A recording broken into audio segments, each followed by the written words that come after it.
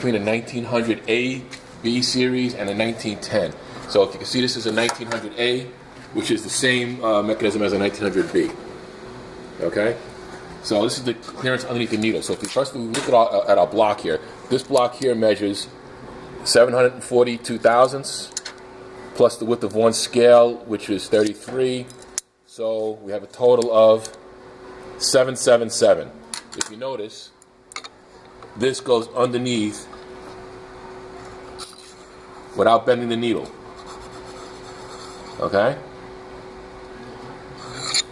So now if we take this over to a 1910, or excuse me, a 1920, you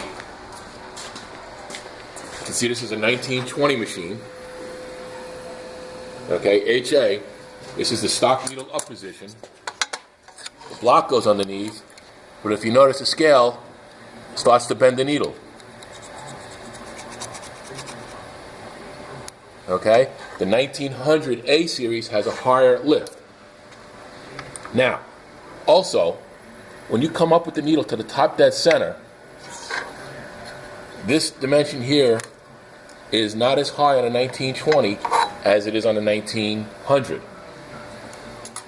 As far as the lift of the clamp, this is what determines the lift of the clamp. You've got an air cylinder on a 1920, but where the hole is that's on this leg is going to tell how far this travels up.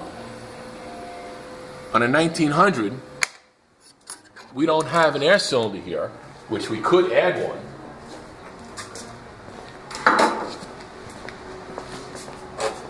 But the height of how this travels is dependent upon where this hole is in this leg. So we can go up quite high to fit a spot tack, drapery underneath here on a less expensive machine.